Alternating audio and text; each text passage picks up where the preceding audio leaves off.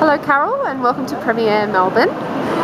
Okay, so we've just had e-commerce and now m-commerce with the meteoric rise of smartphones, and you talked about the M-wallet today as well. Can you explain that a little bit more and how far away you think we are from this? I did kind of outline a few different types of mobile commerce. So there's commerce that we know traditionally, which is the experience that we know from desktop applied to and formatted for mobile.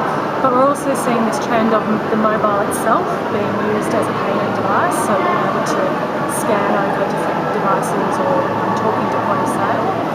It's happening in the States, and I showed a few examples of department stores in the States who are using, experimenting with that. When it will actually come to Australia, I'm not too sure. I don't know. There's a lot of players with a lot of money invested and a lot at stake in terms of people who want to connect with consumers. So it's inevitable.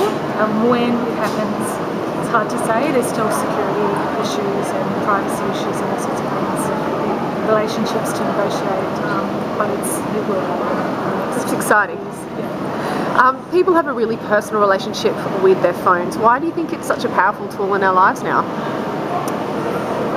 I just think it documents so much of who they are and what they do and where they go. It's almost a tracking device in some instances. So as opposed to a computer that is just very kind of one-on-one. Trying to say it's not. It just has more about us, about our history, about who we interact with, where we are, what we're doing. Exactly. Why should brands and retailers consider an app for their business? If they've already got a website, they've already got e-commerce set up. They should definitely be considering mobile website to start with. In terms of an app, as I mentioned, it just depends on what their strategy is and what they want to achieve. We saw some really great examples today of people doing interesting things and utilising what the phone and an app can actually do, which is access to camera, enable barcode scanning, access to music, all that sort of thing. So I think that people just need to kind of sit through what they actually want to achieve and get out of it. So just on a step-by-step basis and consider what their business needs. Yeah. Trends including QR code that you discussed today, and there's been a few issues, I guess, with the effectiveness of QR codes and what they look like and that kind of thing. Do you still see this as a powerful tool in the future? I think they're going to be made redundant eventually, because I think other technologies and features will actually take over them, and we'll probably look back at QR codes and become how old school kind of stuff. I think one of the challenges with QR codes is that people are using them to link to stuff that is not mobile optimized. So it's a really poor experience for some users, and also not explaining what people get out of scanning the code. So it's really in part a bit of a communication problem as well.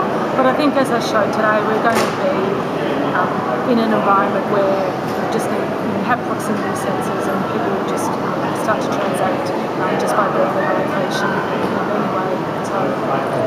And you mentioned augmented reality. Is the new Harper's Bazaar Viewer app one of these examples? Yeah, that's a type of augmented reality interplaying with print, so being able to download the app and then place the app over the phone over a print product and then bring up content on your phone. And do you see virtual shops coming to grocery stores like Woolworths, being able to go down the aisle online?